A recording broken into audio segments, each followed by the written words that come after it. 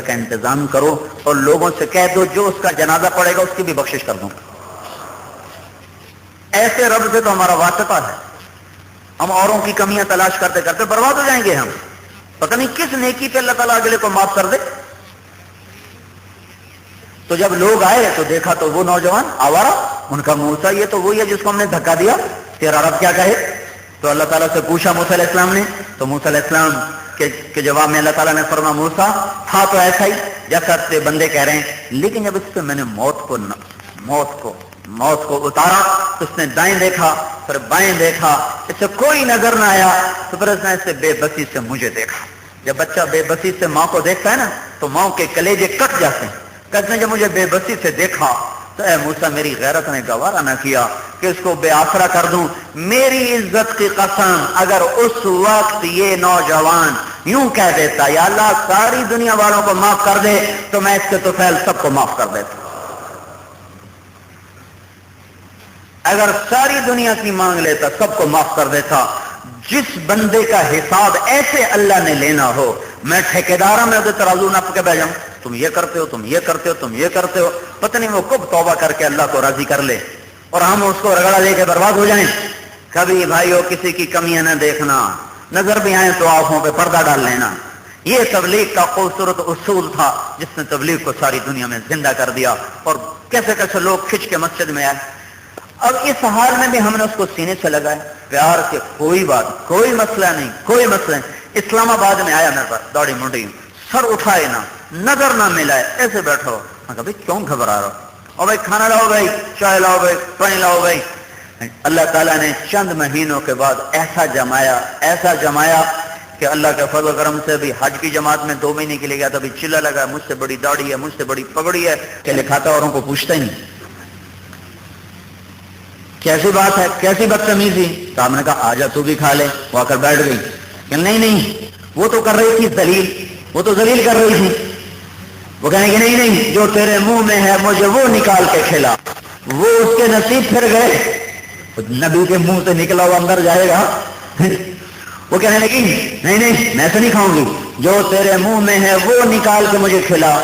آپ نے منہ کا نوالا جو یوں اس کے منہ میں ڈالا, وہیں ایمان بھی اس کے اندر چلا گیا. ایک دم ایمان کی دولت. بدتمیز آوارہ عورت, تجھے شرم نہیں آتی, تو ایسے بات کرتی ہے. تو ہمیشہ کی دوزخ تھی نا, ہمیشہ کی جہنم تھی نا. سبحان اللہ. آؤ کھاؤ. نہیں منہ کا کھلا کر لو, یہ کھاؤ. منہ میں ڈالتے ہی ایمان اندر گیا اور وہ صحابیہ بن گئی, فاحشہ سے صحابیہ بن گئی. سمامہ بن اسال, آپ کہہ رہے ہیں کلمہ پڑھ لو, کہتا نہیں پڑھتا. پڑھ لو گا نہیں پڑھتا, پڑھ لو گا نہیں پڑھتا. صاحب نے کہا چھوڑ جاتا اس کی گردن اڑاتے ہیں. نہیں جاؤ بھائی چھوڑ دو. چھوڑ دیا. وہاں جا کر نہا کے واپس آ کر کہنے لگے لا الہ الا اللہ محمد رسول اللہ. یا رسول اللہ, ہاں جہاں تلوار نہیں چلتی وہاں اخلاق چلتے ہیں. میں تلواروں کا ڈر سے مسلمان نہیں ہوا ہوں, یہ بتانا چاہتا تھا. میرے قتل کے حکم ہو رہے تھے تو میں اس لیے کلمہ نہیں پڑھ رہا تھا کہ میں یہ بتانا چاہتا کہ مجھے تلوار نے مجھے فتح نہیں کیا, مجھے اس کملی والے کے اخلاق نے فتح کیا ہے.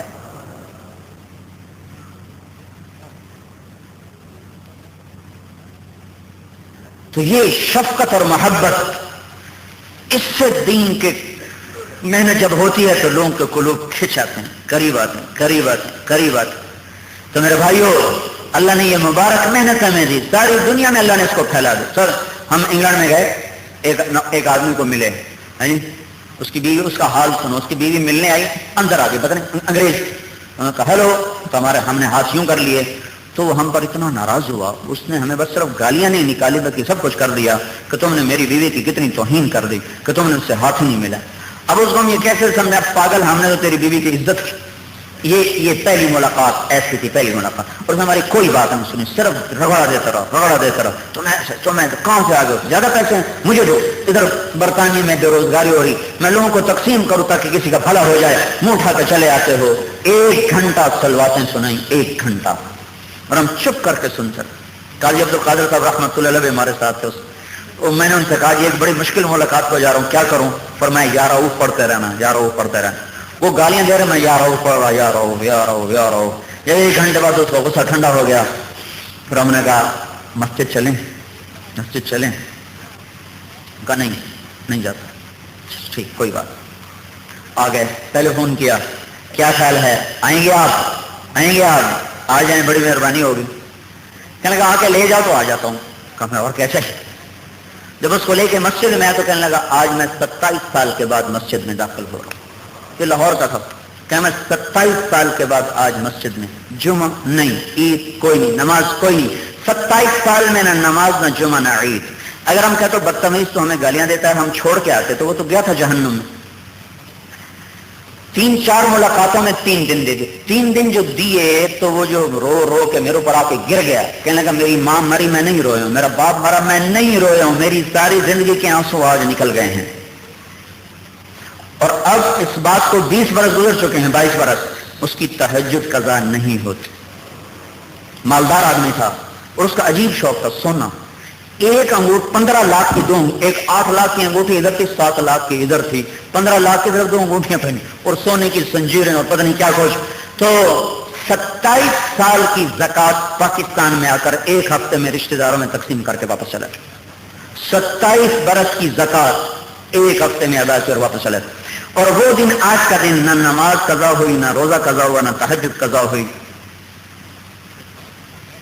تو میرے بھائیو، یہ محبت سے لوگوں کو قریب کرنا، یہ زندگی میں تبدیلی لے آتا ہے۔ تبلیغ میں محبت ہے، حکمت ہے، بزدلی نہیں، حکمت ہے، محبت ہے، جس سے یہ نقش وجود میں آ رہے ہیں اور زندگیاں پلٹا کھا رہی ہیں۔ تو بھائیو، اس مبارک محنت کو غنیمت سمجھو، جو اللہ نے ہمارے دیش میں اس کو چالو کر دیا۔ ساری دنیا سے لوگ کھچ کھچ کے آ رہے ہیں۔ ہم آ رہے تھے روز وہاں سے کویت سے واپس آ رہے تھے، کویت ہماری جماعت گئی تھی، یہ فیصلہ کے ساتھی تو ہم واپس آ رہے تھے، تو جہاز 1.25 گھنٹہ لیٹ ہو گیا۔ تو ہم نے کہا لیٹ کیوں ہوا؟ کہا کینیڈا سے کنیکٹنگ فلائٹ آ رہی ہے، اس میں مسافر ہیں جنہوں نے پاکستان جانا ہے، اس کی وجہ سے لیٹ ہو رہا ہے۔ تو ہم اگلی سیٹوں پر بیٹھے ہوئے تھے، ایک دم وہ لوگ آئے، نوجوان 20 سے 25 سال، 1 2 تو 30 نوجوان، داڑیاں ٹوپیاں۔ اور میں نے کہا یہ کہاں سے آ رہے ہیں؟ کینیڈا سے، ہمارے ذہن میں تھا سوٹڈ بوٹڈ، کوٹ پینٹ ٹائیاں، تو یہ سارے کیسے آ رہے ہیں؟ جو سارے پیچھے چلے گئے۔ تو میں نے کہا تعارف آپ ساتھ ہیں؟ میں بھائی صاحب سے میں نے کہا پتہ کرو، لگتا ہے یہ رائمنڈ ہی جا رہے ہیں۔ اور جب تعارف ہو تو پتہ چلا سارے رائمنڈ جا رہے ہیں۔ چھٹیاں ہوئی تھیں اور جماعت میں وقت لگانے جا رہے تھے۔ تو میرے بھائیوں، اللہ نے ایک فضا بنا دی ہے، وہ ساری دنیا میں ایک رخ بن گیا ہے، وہ ساری دنیا میں ایک رخ بن گیا ہے۔ تو بھائیو، آج ہم بھی یہ نیت کریں کہ اللہ کی راہوں میں نکل کر اس کے لیے وقت فارغ کریں گے۔ یہ تبلیغی جماعت کو وقت نہیں دے رہے، ہم اللہ اس کے رسول کو وقت دے رہے ہیں۔ اللہ نے سمت کی تخلیق ہی اسی مقصد پر کی ہے۔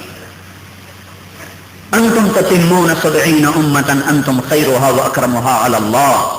میرا آپ کے نبی کہہ رہے ہیں تم سب سے افضل امت ہو۔ اللہ تعالیٰ کہہ رہا ہے کیوں افضل امت ہو؟ کہ میرے پیغام کو لے کر دنیا میں پھرتے ہو۔ تو بھائی نیتیں کرتے ہیں سارے بھائی اس کی؟ ہاں بھائی، آج کے بعد توبہ تو کریں نا پکی صاحب نے۔ دیکھو بھائی اکبر نے کتنی بڑی توبہ کی، ایسی توبہ تم بھی کرو، ٹھیک ہے نا بھائی؟ پتہ نہیں 4 مہینے چلا تو آخر ہر کوئی ترتیب سے لگائے گا، پر توبہ تو سارے کر کے جاؤ، وہ عرشی لوگ، یہ آسمانی لوگ، یہ فضائی زمینی لوگ کرتے نا بھائی توبہ۔ دیکھو یہاں یہ در و دیوار آج خوش ہو رہے ہوں گے کہ اتنا مجمع توبہ کر رہا ہے، اور اس کا سارا ثواب انشاءاللہ ہمارے بھائی اکبر کو جائے گا، جس کو اللہ نے یہ ہمت دی، حوصلہ دے، توفیق دی۔ اللہ تعالیٰ یاد رکھنا، صبح قریب ہے، صبح قریب ہے، ہدایت کی ہوائیں چلنے والی ہیں۔ اگر اللہ اپنی طاقت کے ساتھ ہے اور وہ ایٹمی طاقتوں سے ڈرا ہوا نہیں ہے تو یہ ہو کے رہے گا، اور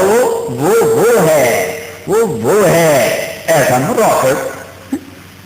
یہ اللہ کو ڈرا سکتے ہیں، یہ اللہ کو عاجز کر سکتے ہیں، قادر مطلق، اس کا نظام چل چکا ہے، یہ اس کی گواہی ہے، یہ اس کی گواہی ہے۔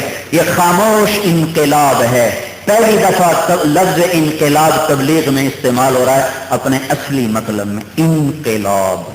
انقلاب، انقلاب کا مطلب ہے دل کا پلٹ جانا، لیکن بعض الفاظ مجاز میں اتنے استعمال ہوتے ہیں کہ اصل مطلب ختم ہو جاتا ہے۔ تو انقلاب کا مطلب ہے جلوس نکالنا، ہلا گلا کرنا، حکومت بدل دینا، نظام بدل دینا۔ یہ لفظی مطلب نہیں، یہ مجازی مطلب ہے۔ انقلاب، دل کا پلٹ جانا. ایک لفظ بتاتا ہوں جس سے بات واضح ہوگی. برباد. یارو تو برباد ہو گیا. کیا مطلب؟ جب کسی کو نقصان ہو جائے، کسی کا نقصان ہو جائے، عزت کا، جان کا، مال کا، کہتے یار وہ تو برباد ہو گیا. کبھی سوچا کہ برباد کا مطلب کیا ہے؟ برباد، برباد. کبھی سوچا ہے؟ یہ دو لفظ ہیں، یہ فارسی کا لفظ ہے. بر جمع باد. بر پر، باد ہوا. برباد ہوا کے اوپر، ہوا کے اوپر. جس کے پیسے ڈوب جائیں وہ ہوا کے اوپر چڑھ جاتا ہے. جس کے گھر میں نقصان ہو جائے وہ ہوا پہ چڑھ جاتا ہے. جس کو جانی مالی عزت کا نقصان پہنچے تو وہ ہوا میں ہوتا ہے. برباد، ہوا کے اوپر. یہ لفظ اپنے اصل مطلب سے ہٹ کر مجازی مطلب میں اتنا استعمال ہوا ہے کہ اصل مطلب ہی لوگ بھول گئے ہیں. انقلاب، دل کا پلٹ جانا. دل کا پلٹ جانا، یہ تبلیغ میں یہ انقلاب آ رہا ہے. پلٹ رہے ہیں، دل پلٹ رہے ہیں.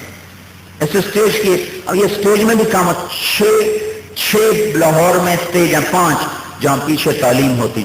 پہلے ڈرامہ ہوتا ہے، پھر انٹرول ہوتا ہے، انٹرول میں پیچھے تعلیم ہوتی. 5 اسٹیج ایسے ہیں جہاں تعلیم کا حلقہ لڑکے لڑکیوں کا الگ الگ لگتا ہے. باجماعت نماز ہوتی ہے. خالد عباس ڈار جو ہے نا، یہ میرا اسکول فیلو ہے، class school fellow, centre model school کا یہ پڑھا ہوا ہے، میں بھی پڑھا ہوں. تو اس وقت تو تعارف نہیں ہوا تھا، لیکن تبلیغ کی وجہ سے پھر تعارف ہو گیا.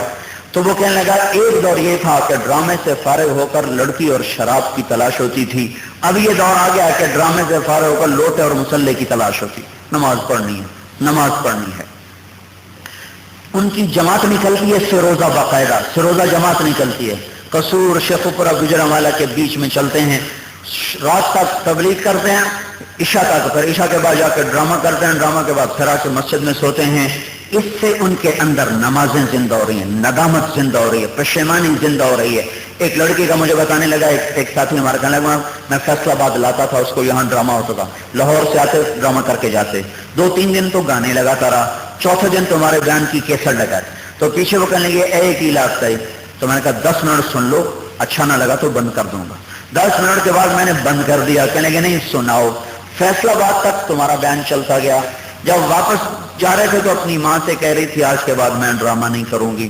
وہ کہنے لگے تو پھر کھائے گی کہاں سے؟ وہ کہ میں بھوکی مر جاؤں گی، آج کے بعد ڈرامہ نہیں کروں گی. اس کے بعد وہ ہمارے ساتھی نے کہا وہ لڑکی پھر سٹیج پہ نہیں آئی. ایک لڑکی کو انہوں نے ایسے تھوڑا قریب کیا، بات سمجھائی. وہ بڑی مشہور اداکارہ تھی، تو اس نے آہستہ آہستہ پیچھے ہٹنا شروع کیا. پہلے عصمت فروشی کو چھوڑا، پھر اس کے بعد اس نے بے پردگی کو چھوڑا، پھر اس کے بعد صرف ڈرامے پر رہ گئی، نماز شروع کر دی، پھر پردہ شروع کر دیا، پھر ڈرامہ بھی چھوڑ دیا. پھر اس نے ایک دن فون کیا کہ آج میرے گھر میں فاقہ ہے، ایک لقمہ روٹی کھانے کو نہیں ہے، پر میں نے قسم کھائی ہے میں بھوکی مر جاؤں گی، دروازے سے باہر میرا قدم نہیں جائے گا. یہ خاموش انقلاب، انقلاب. دل پلٹ رہے ہیں، دل پلٹ رہے ہیں. تو میرے بھائیو اس مبارک محنت کو اپنا کام بنا کے کرو، دنیا بھی بنے گی، آخرت بھی بنے گی. تو کرتے نا ارادے بھائی سب؟ بھائی کون کون انشاءاللہ وقت دے گا اس کے لیے اٹھ کے بتا دو بھائی. کھڑے ہو کے بھائی ارادے کریں بھائی 4 مہینے، کیونکہ آگے ہمارے پاس جون جولائی میں بہت نوجوان نکلتے ہیں، چھٹیاں ہیں، اور باقی بھی سارے ارادے کریں بھی 4 مہینے. چلو آسان کر دیتے ہیں، 1-2 مہینے کے اندر اندر بھائی 4 مہینے انشاءاللہ لگا لیں.